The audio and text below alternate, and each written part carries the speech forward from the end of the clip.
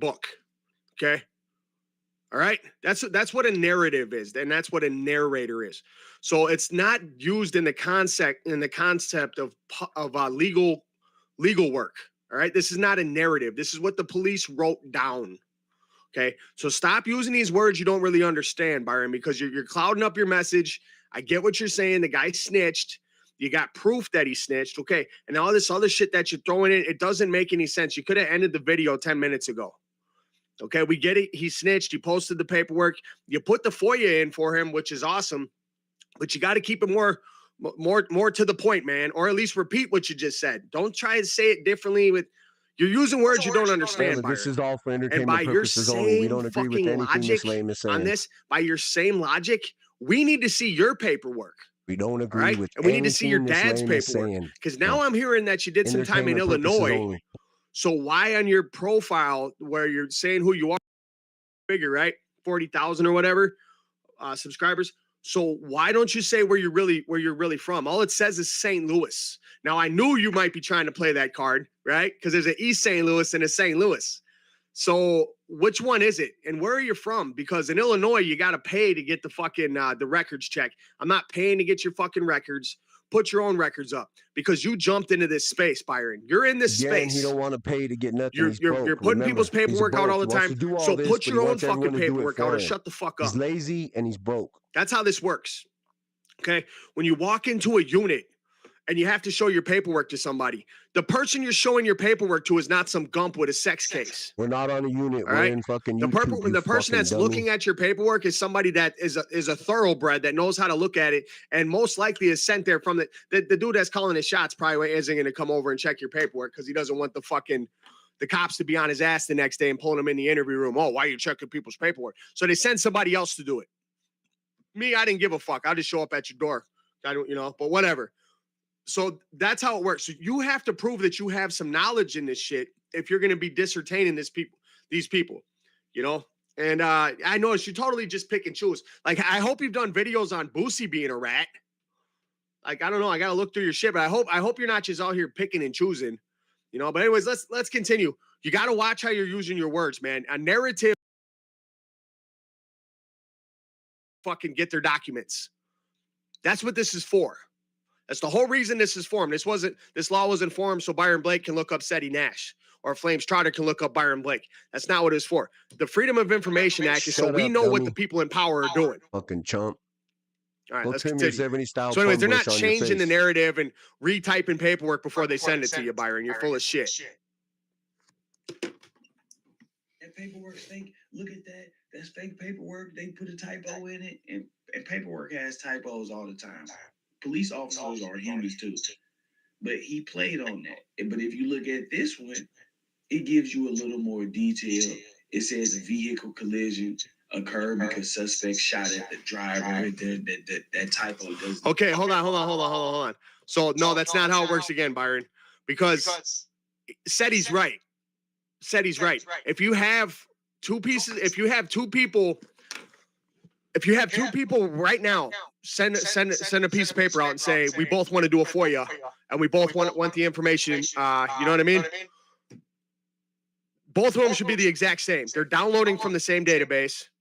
Okay. The only way there would be a typo is if somebody's typing it. Keep talking about this dude. This guy got my beef. Retyping it. We're going to be on his neck. That's the only way there would be a typo on one and not on the other. Because they're downloading this information from the same database. And if they have to protect somebody, they redact it or they don't release it at all. So yeah, Byron, you're full of shit. Occupy my time. On that one, you're full of shit. That's not how it works. Okay, it's not how it works. Let's continue. But it also released. Have a good day, Corso. Have a blessed day, my brother. If they were beefing over this girl, I don't know what happened. But I know that. Dude, he's just going around YouTube to YouTube channel Sav and just trying to run his mouth about anybody and anybody. It's fucking crazy, bro. I can't even. Based on what I don't know anymore. I'm assuming that the cop called him Crip. All right, so I just want to let everybody know where we're at now is Byron just admitted that both pieces of paperwork were different. He said one of them had a typo in there that was not present on the other one. That means that they're different, okay? So I'm going to side with Seti Nash on this one. I don't even fucking know who he is. But I'm gonna side with him on this one. If the paperwork does not match completely and there's a typo in one but not in the other, that's because you typed it up. You tried to type it up and you tried to type up the exact same one as the other one, and you fucked up because you don't know how to spell. Okay? That's what that means. So yeah, I am going to say that you got fake paperwork. Absolutely. That's absolutely what I'm going to say. Okay? If we were to take 2 DNA tests right now, I wanted to do this with my dogs. I embark all my dogs, right? So what you do is you same thing you do with a human. You get them to fucking you put the little DNA thing around their mouth or whatever, and then you send it into embark, and then they tell you who the dog is related to, because paperwork cannot be trusted. So I want to take my DNA and send 2 different DNA samples from me to 23andMe and see if they come back as the same. If they don't come back as the same, then it's a fraud. All right? It's the same thing with this FOIA. Put in 2 FOIAs. It's going to come back the same. Okay, there's not some cop sitting in a fucking cubicle retyping this shit. That's not how it works. All right? They see your request, they go, and they download the information, and then they send it to you. They aren't retyping this shit. All right, let's continue. Intentionally left this young lady out of his story because he didn't want anybody to speak to her. He didn't want anybody on YouTube to locate her. That's a fact, sis. That's a fact. Ask her questions. That's all he does. You want to call everyone? No, this is because he's insecure with himself. He figures if he says this as loud as he can, nobody will look at him. He doesn't realize how ass backward he is. He doesn't realize how ass backward he is. She's listed as a victim with the cop calling Crip, but she was also an employee of the city. She didn't live at the residence where the crash happened, to my knowledge, but she's listed as an employee of the city. She was an employee from 2014 until 2020, I believe. But I don't know what the fuck this guy's talking about. Now he's trying to dox this lady. Byron, really? You're trying to dox this lady? Why are you looking up all her personal information on here like that? What does she have to do with this? You guys see this? He's doxing a fucking female mentioned in a complaint. Talking about where she works, what her name is. He posted her picture. Wow, dude. Wow, dude. No women, no kids, I thought. All right, so let's go back to Byron Blake. Put this dude in the guillotine, you're not gonna slip his neck out because that beard ain't gonna let his crusty ass. So yeah, I don't know what the fuck is up with this guy Byron Blake, man. I'll grab him by that beard and swing him around. Swing him around by his damn beard. You guys saw the thumbnail. Just body slamming by his What does my father's paperwork have to do with me? Well, as you can tell right there, Seti Nash's dad apparently he does, has some paperwork on him. And Byron, you seem to think that paperwork has something to do with Seti. So how doesn't that apply to you? It absolutely applies to you. We'll see how long it takes. All right, so we're going to go back to this Christopher Lima. That I'm restreaming him. They didn't do it last night. He'll go crazy. Lima, do I got to go over that again? Mile High's restreaming. That's going to be a fun one. We got Viking Mindset over here. Viking Mindset likes to grind. Likes to groom his own children. See how we can't just stay on one subject? He has to go from. He jumps around. He's a little hopper. That's I'm telling you, that's a problem with him, bro. All right. Yeah, you too, sis. My Saturday's great. We just making fun of this clown. You know what I mean? Just making fun of this clown. I'm bored. If you can't tell, I'm bored. What's up, Shabazz? I just saw that. I'm bored. I'm just bored. All right. You was balancing fall over trying bored. to tie his shoes one time at the mall. I got shit to do. I'm still fighting this cold.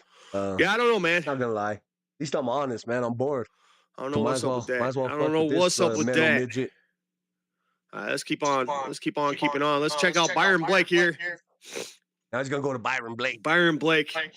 So Byron, I haven't found anything on you. No paperwork on you. You say you're from Illinois. I'm not gonna pay for your paperwork because I'm broke. I need all my money so I could drink Smirnoff. All right. Yeah, so post your shit, man. Post your shit. Like somebody's gonna listen to him. Let's do some more. Let's do some Lockdown 23 and 1. Huh? Listen And to shoot some 'em more with rubber bullshits from bands. this fag. Tackling people and stabbing them in the back. See that money rolling behind him? That's the most money he's ever seen in his life. All right there, right. that hundo. Let's see here. Boy, don't know what it's like to get money. They got him while he was sleeping. That P. Diddy. Nobody ran in on P. Diddy. He was trying to get some fucking sympathy That's that points. ugly bitch on his arm. That's ugly shit, dog. Trying to get some sympathy points. Is his body pink, or did they tattoo pink ink in his face? Or is that Let's listen to this one. He's so white, he's pink. How much time did you spend? I don't get it. And how much did you spend on takeout when you got bored? That's not Well, I necessarily. feel all right. It's just when I go lay down, my lungs, I cough up a lot of phlegm. Live stream, lockdown 23-1. I'm way better than I was, but man, this shit is hard to shake, man. His Going on man, 2 he's weeks. looking a little fuzzy. Bob, he must have been doing weird things with the camera. It's hard to shake. You guys hear me okay? Everyone hears me okay? So somebody brought it to my attention that this guy Josh has prison tattooed across his fucking shoulders, and yeah, he does. He absolutely does.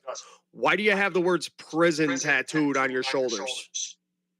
See, he finds everybody else. That's got to be some of the weirdest shit I've ever seen in my life. Everyone else. And we're not talking about bars and We're like not the state you were locked up in or any of that shit. I know a lot of people have that. I'm talking about the actual words prison. P-R-I on one side and S-O-N on the other side. That might go down in the history books as the dumbest tattoo I've ever seen in my life. I guess he could say it's a prison tattoo. But he ain't got none. You see that? He ain't got no prison ink on him. None. He got flames trousers on his chest with 2 guns. This guy's a lame, bro. And his prison, like, bro, his tattoo work isn't very good. My PC. His tattoo looks like he got a junkyard tattooed on him. My PC crashed. Looks like someone tattooed a junkyard on last him. night. No class. I do have another PC that I will be gaming with, but as far as doing all my editing and stuff, I can't. I have to wait till I get this new PC. Does it? I'm gonna have to go get. You know what I drank the other day was a medicine ball from hopefully I can Starbucks. probably get it Worked in. pretty good, man. Worked pretty good. Cleared me up. I gotta go get in my. What's up, everybody, and welcome sauna back again. to another Gotta get in episode the of sauna Lockdown 23-1. And today, ladies and gentlemen, we're gonna be talking about prison survival tactics, okay, or jail. I just like to title everything prison. All right, but this is for the day oneers. You know, the ones that are walking in for their very first. So first of all, prison and jail are 2 completely different things, fuckboy. time Appreciate you, into the sis, for block. tapping in. I thank you. There's Thank certain you. things that's going to happen. I mean, the mind games are going to begin. The mind games are treacherous. You know, there's going to be people that have done time for probably in and out of prison for the last 20 years in the cell block that you're walking into, and they're vets. You know, they already know the mind games. They know how to get over on people. They know how to get what they want if they ain't got anything to get it. I cannot stress to you enough how important it is to recognize these mind games, you know, because that's where it all begins. It ain't all physical as soon as you walk in the door. In the majority of prisons or jails, I mean, you're not just going to walk straight in and get into a fight instantly. I mean, some you will. Trust and believe. Some you will. People will test you like that. But for the most part, especially if you're walking into an adult prison or, you know, whatever the case is, you're not going to just start swinging right off the gate. You know, the mind games are going to begin. You know, the mind games are going to begin, and they're going to try to get over on you. You know, before they beat your ass, you're going to try to get something from you, you know? And that's what we're going to be talking about. Some of the signs that people don't respect you if they feel as though you might be a damn target. You know, there's going to be certain things people will say and do that you can recognize, or if you can't recognize it, hopefully you watched this video before you went to lockup, or for the people that ain't going to lockup. You know, this is just useful information because you never know. Your day could be coming, you know? So I don't wish that upon anybody, but that's reality that we live in. You know, it's very easy to be locked up, go to the pen. I mean, it happens every day. People never imagine that they be in there, but it happens. And like I said, today we're going to be focusing on the signs that inmates feel as though you're an easy target. You know, and a lot of people, they don't recognize this crap. They've never seen it, you know. Some of this stuff has happened to me when I first stepped into the block, and I didn't recognize it. I thought it was just, they're just trying to kick it. You know what I mean? But that wasn't the case. you know. So let's get into Now it. he's back on You know, Josh. Now he's back on Josh. 23 you might be a target as soon as you walk in. Josh. All right. See how he has no day one, you're walking into the block. there's no This is your set first time being he's locked up just ever. somebody's like, chances are, if you walk in, try to stay focused. and you hear inmates saying attention learning fresh fish, like attention learning disorder or he's something. Sweet. Oh, come sleep in my cell. You know, if you hear people screaming that, chances are they think you're a damn sheep. They think you're a damn sweet target. You know, let's say you're small as hell. You just, you know, you're in there for credit card fraud. You know, you ain't never been on the streets.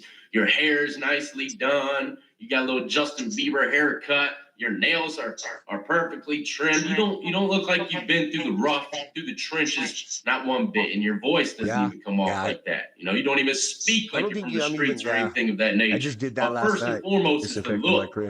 You know, the look. When you come in, people are gonna judge you by your looks. And if you look weak.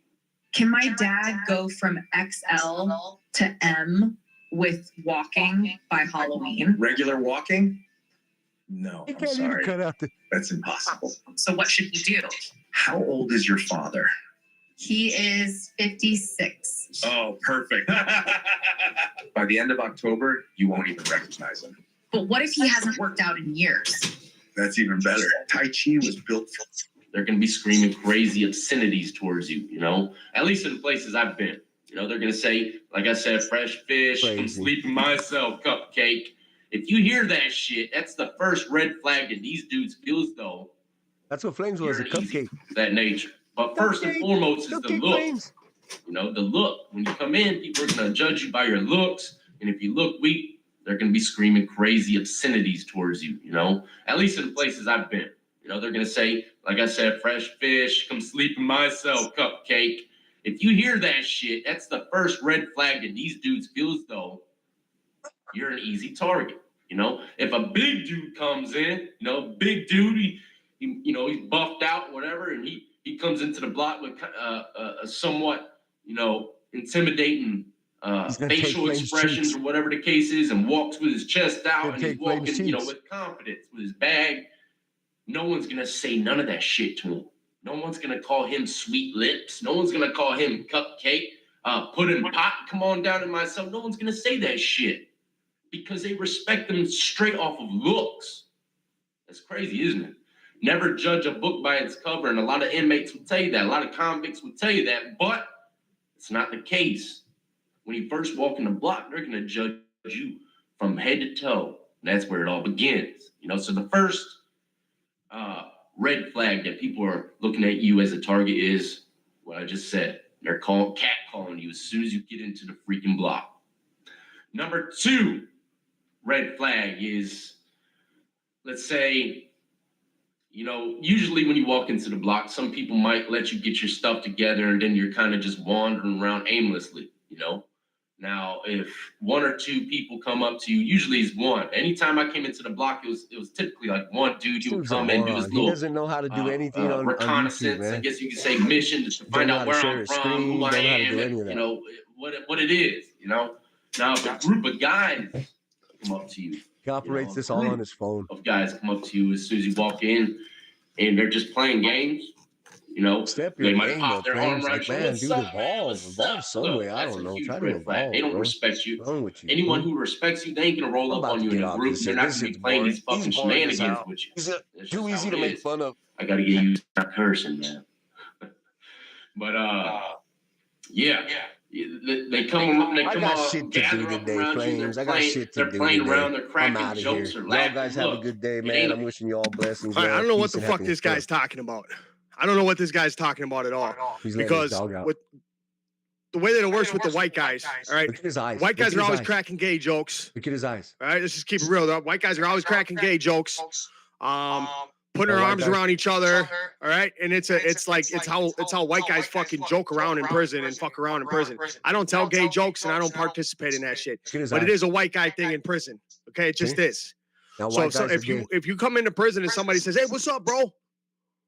All right, that does not mean that this guy doesn't know what the fuck he's talking about. I don't know what the fuck this guy's talking about. All right, let's keep on listening, okay? All right.